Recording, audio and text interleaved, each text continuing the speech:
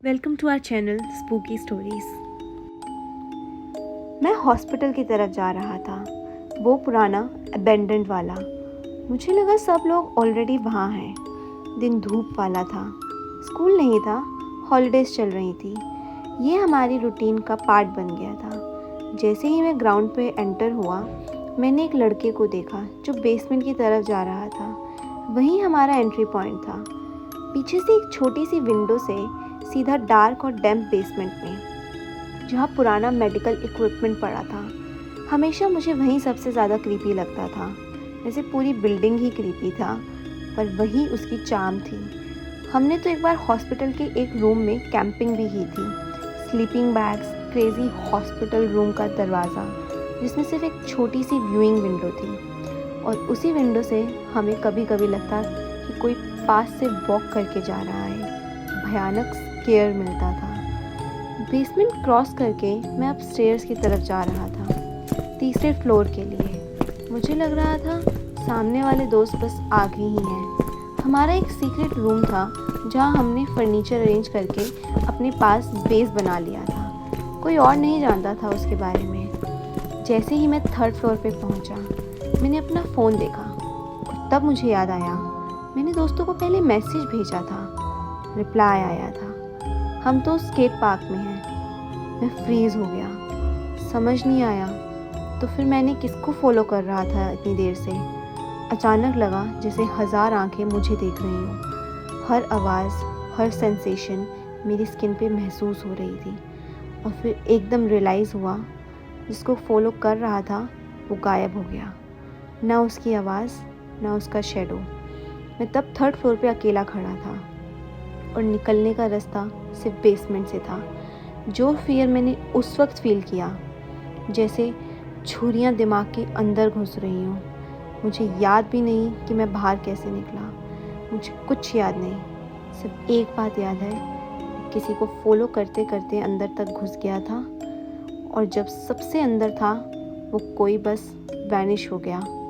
शायद मैंने इमेजिन किया, शायद नहीं, पर उस अकेलेपन की फीलिंग वो आज भी सबसे ज़्यादा डरावनी है।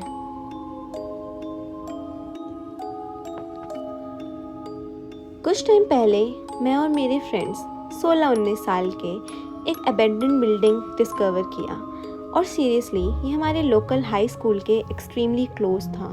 सिर्फ एक नेचर सेंटर के हाईली ट्रैफिक ट्रेल्स से सेपरेट था, स्कूल के एंड से। और मैंने साइंस क्लास में पहले भी ये ट्रेल्स डेली नेविगेट किए थे, तो सरप्राइज़ था कि मैंने कभी नोटिस नहीं किया था। लंच के टाइम एक फ्रेंड ने मुझे बताया, और मैं और 3 फ्रेंड्स डिसाइड किए आफ्टर स्कूल वहाँ जाने का। जब हम वहाँ पहुँचे तो रियलाइज़ हुआ कि ये प्रॉपर्टी ह्यूज है, लगभग 8 फुटबॉल फील्ड्स के बराबर, और मल्टीपल चर्च टाइप बिल्डिंग्स हैं जो 50 यार्ड्स के गैप पे सेपरेट हैं और इंडिविजुअली काफ़ी बड़ी हैं। हमने जो बिल्डिंग पहले एक्सप्लोर की वो बैक में थी और सबसे रन डाउन थी, और लार्जेस्ट भी। बैक डोर सिंपल ब्रिक से प्रॉप्ड वो ओपन था। जैसे ही हम एंटर किए, एक लॉन्ग नैरो डार्क हॉलवे सामने आया, जिसमें कई दूसरे डोर्स खुलते थे, और स्मेल थी मोल्डी, ड्राई वॉल और डस्ट की। वॉलपेपर ऑलमोस्ट हर जगह क्रीपी तरीके से पील हो रहा था। हॉलवे में वॉक करते हुए नोटिस किया कि कुछ रूम्स फेयरली इंटैक्ट हैं, लेकिन कुछ रूम्स का ड्राईवॉल कम्प्लीटली रॉटेड था, और फ्लोर पे डिस्गस्टिंग ब्राउन ग्रीन रोटिंग मटेरियल का पाइल था। सीलिंग भी कोलैप्स हो रही थी। जैसे ही हमने पूरा बिल्डिंग एक्सप्लोर किया, रियलाइज़ हुआ कि बिल्डिंग काफ़ी सिमेट्रिकल है, और हर रूम पे लेबल्स थे, बेडरूम, डाइनिंग हॉल एक्सेट्रा। हमने कुछ रूम्स देखे जिसमें पैडिंग थी और हैवी डोर्स लगे हुए थे, जैसे छोटे cell type rooms for mentally disturb people, जैसे calm down rooms. Boiler room में एक ओल्ड ब्रॉयलर नोट मिला, जिसमें लिखा था कि ये एक ओल्ड मेंटल फैसिलिटी था। बेसमेंट के लिए स्टेयर्स भी थे, और बेसमेंट पूरी तरह फ्लडेड और क्रीपी लग रहा था। एक रूम था जहाँ पहले हमने चेयर सेट की हुई थी, 8 चेयर्स सर्कल में स्मोक करने के लिए। हम वापस आए कुछ दिनों बाद 8 लोग के साथ और मिड डे में सेफ फील हो रहा था, लेकिन फिर किसी ने आइडिया दिया कि हम एक दूसरे को स्केयर करें और ग्रुप से अलग हो जाएं।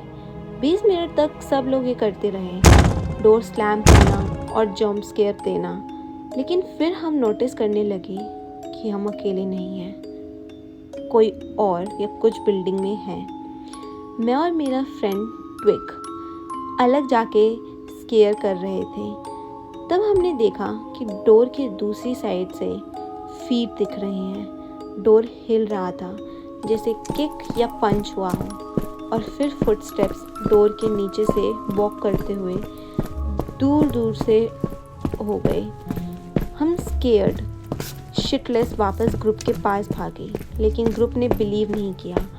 सब लोग कहते रहे कि ये सब स्केरी हो रहा है, ये सब जोक कर रहे हैं। फिर किसी ने आइडिया दिया कि सब चेयर्स वाले रूम में कॉन्ग्रीट करें और साइलेंस में सुनो, और सरप्राइज सबने क्लियरली साउंड सुना दूसरी साइड से, एकोइंग टुवर्ड्स हम।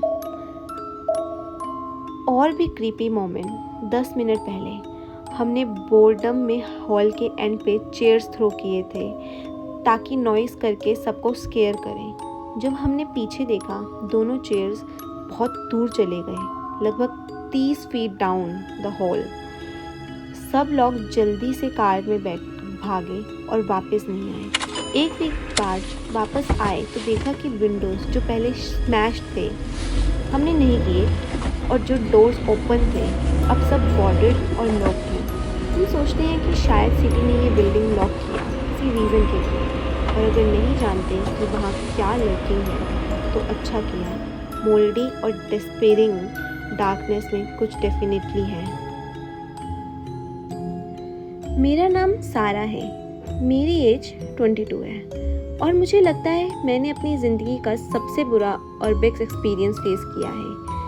मैंने कोशिश करूँगी कि हर एक सीन आपको डिटेल में समझा सकूँ। ये बात 3 साल पुरानी है। उस वक्त मेरा एक बॉयफ्रेंड था, उसकी एज ऑलमोस्ट 30 के आसपास थी। मेरा शौक था अबेंडेंड जगह एक्सप्लोर करना, फ़ोटोज़ लेना और उन जगहों की कहानी समझना। मुझे ये चीज़ बहुत फैसिनेटिंग लगती थी, लेकिन मेरा उस टाइम का बॉयफ्रेंड बिल्कुल इंटरेस्टेड नहीं था इसमें, कभी किया भी नहीं था उसने। लेकिन मुझे इतना देख के खुश होती हुई उसने डिसाइड किया वो एक बार मेरे साथ चलेगा। मैं तो सुपर एक्साइटेड थी, क्योंकि यूजुअली मैं अकेले ही करती थी। मेरे फ्रेंड्स को ये चीज़ पसंद नहीं थी। हाँ, मुझे पता है अकेले जाना रिस्की है, लेकिन मैं थोड़ी ज़िद्दी हूँ। तो मैंने एक नया स्पॉट सर्च करना स्टार्ट किया। थोड़ी रिसर्च के बाद एक जगह मिल गई जो अभी भी थोड़ी अननोन थी। लोकेशन पकड़ के हम दोनों ने डिसाइड किया कि सेम रात चलेंगे। गाड़ी में निकले, लेकिन बीच रास्ते में बारिश शुरू हो गई। फिर भी हमने हिम्मत नहीं हारी। 1 घंटे बाद फाइनली हम लोकेशन के आसपास पहुंचे। बिल्डिंग एक छोटी फॉरेस्ट के पीछे थी और रोड टूट चुकी थी, तो हमने कार एक साइड पार्क की और टॉर्चेस लेके चल दिए। थोड़ी देर चलने के बाद हमें बिल्डिंग दिखा, एक बड़ा सा पुराना होटल। देखने में अभी भी काफ़ी ठीक लग रहा था। हमने पहले बिल्डिंग का राउंड लगाया ताकि श्योर हो सके कि कोई अंदर तो नहीं है। मेरा बॉयफ्रेंड काफ़ी नर्वस था, लेकिन मैं उसको बार बार समझाती रही। तभी उसने एकदम से ऊपर की एक विंडो की तरफ देखा। उसने बोला उसने एक छोटी सी रोशनी देखी। मैंने पहले तो बिलीव नहीं किया, मुझे लगा स्ट्रेस में हेलुसिनेट कर रहा है। मैंने बोला टेंशन मत ले, यहाँ कोई नहीं होता, बस थोड़ा एक्सप्लोर करके निकलते हैं। हम अंदर घुसे एक छोटी सी एंट्री से, और उसी वक्त मुझे एक अजीब सी फीलिंग आई, जैसे कोई हमेशा पीछा खड़ा हो हर एक कदम पे। एक्सप्लोर करते करते हमें आवाज़ सुनाई दी, जैसे कोई पुराना वुडन फर्नीचर खींच रहा हो। वो आवाज़ ऊपर से आई। तब मुझे याद आया वही रोशनी जो मेरा बॉयफ्रेंड ने पहले देखी थी। अब हम दोनों की फट गई। हमने ज़ोर से पूछा कोई है वहाँ, लेकिन कोई आवाज़ नहीं आई। हमने सोचा शायद कोई जानवर होगा। फिर भी हमने डिसाइड किया कि ऊपर चेक करते हैं। धीरे धीरे स्टेयर चढ़ के हम ऊपर गए। सभी रूम्स की डोर्स बंद थी। बस एक जो कॉरिडोर के एंड में पूरा खुला हुआ था। जैसे ही हम आगे बढ़े हमें एक आदमी की सिलुएट दिखने लगी। थोड़ा और आगे गए तो क्लियर हुआ एक इंसान हमसे कुछ ही मीटर दूर खड़ा था। वो बस हमें घूर रहा था बिना कुछ बोले। उसकी आंखें बिल्कुल ऐसी जैसे किसी के अंदर पूरी गुस्से की आग हो। मेरा बॉयफ्रेंड मुझे खींच के भागने की कोशिश कर रहा था, लेकिन मैं वहीं जम गई थी। मुझे उस आदमी से नज़र हटाने से डर लग रहा था। तभी उसने अपनी पॉकेट से कुछ निकालना शुरू किया। हमें समझ नहीं आया क्या था, लेकिन इतना काफ़ी था। हम दोनों फुल स्पीड में भागे नीचे और जंगल क्रॉस करके कार तक पहुँचे। मेरा बॉयफ्रेंड की टॉर्च गिर गई थी, ब्रांचेस मुंह पे लग गई थी, लेकिन हम बस भागते ही जा रहे थे। मैं बार बार पीछे मुड़ के देखती थी और मुझे ऊपर से एक छोटी रोशनी हमारी डायरेक्शन में मूव करती हुई दिखी। फाइनली कार स्टार्ट करके हम भाग निकले। अगली सुबह न्यूज़ में पता चला कि एक कैडेवर, डेड बॉडी एक कार के अंदर मिले, जो वही होटल के सामने छोड़ी गई थी और वही बिल्डिंग थी जहां हम गए थे। उस दिन के बाद मेरा बॉयफ्रेंड ने कभी अर्बिक्स करने की हिम्मत नहीं की। थैंक यू ये वीडियो एंड तक देखने के लिए। अगर आपको इसी टाइप की और वीडियोस देखनी है तो चैनल को सब्सक्राइब कीजिए, हर हफ्ते एक न्यू वीडियो के साथ।